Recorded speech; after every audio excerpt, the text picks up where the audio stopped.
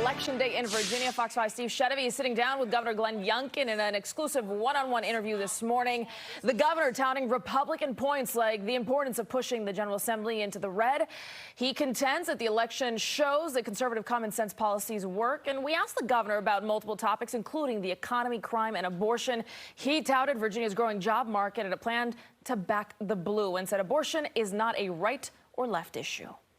If abortion is really important to you, it's your choice between no limits or reasonable limits, and we can come together as Virginians and do something that I think can demonstrate to the nation that we can find a place where we can agree, that we can protect life at 15 weeks when a baby feels pain.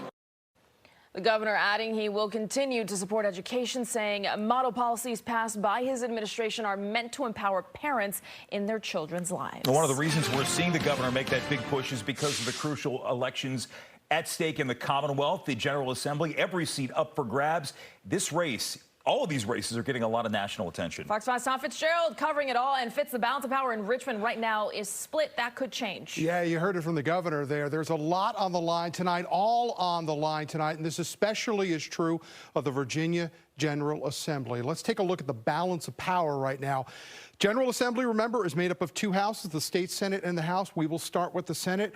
There are 40 seats in the Senate. Now, right now, Democrats have a majority of seats in the Virginia State Senate, but it is a very slim margin. Remember, right now we're talking about only a margin of about 5 seats in each one of these houses. So take a look at the House of Delegates. Now, right now, that is a body that is controlled by Republicans. A lot of the bills that Governor Youngkin has wanted have emerged from the House of Delegates only to get voted down in the state Senate. And of course, there was that long drawn out battle over the state budget because neither one of these houses could agree between the Democrats that controlled the Senate and the Republicans who controlled the House. So that's the balance of power. What do voters want to talk about this year? Well, there has been some polling of late, the most recent one coming from the Watson Center for Politics down at the Christopher Newport University. In that poll, they found that overall inflation came in as the #1 issue, 27%, abortion at 17%, K through 12 education at 12%. Now, that's interesting because if you look at these television commercials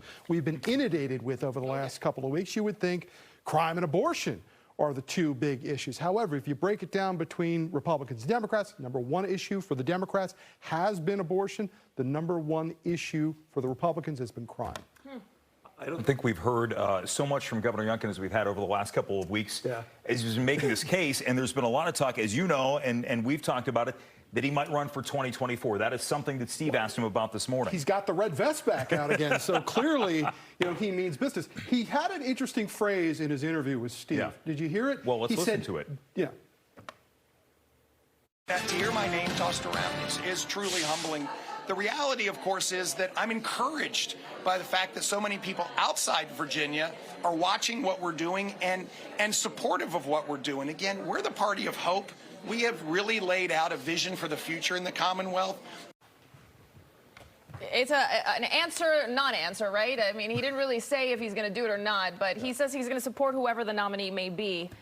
It may be a little too late. What do you think, to throw your name in the ring? The vest has gotten redder. It was more of a maroon last time. Yeah. But, the clip that you introduced a minute ago, Marini, he said, demonstrate to the nation.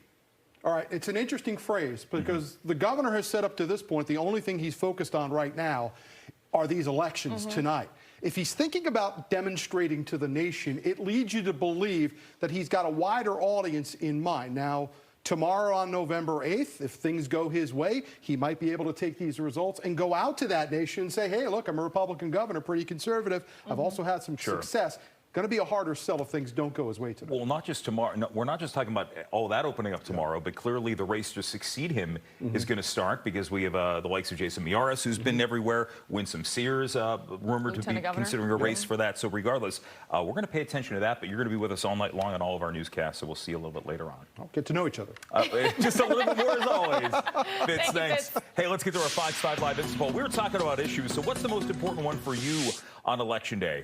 There you are, and let's paraphrase James Carville back in 1992. I'll spare you the impression, but it's the economy, stupid. 59% there on the list there. 20% on crime, 17% on women's rights and parental rights, which is something Governor Youngkin has been very steadfast on, only at 4%. You can vote. Scan the QR code on your screen, go to fox5dc.com or use the Fox 5 app. All right.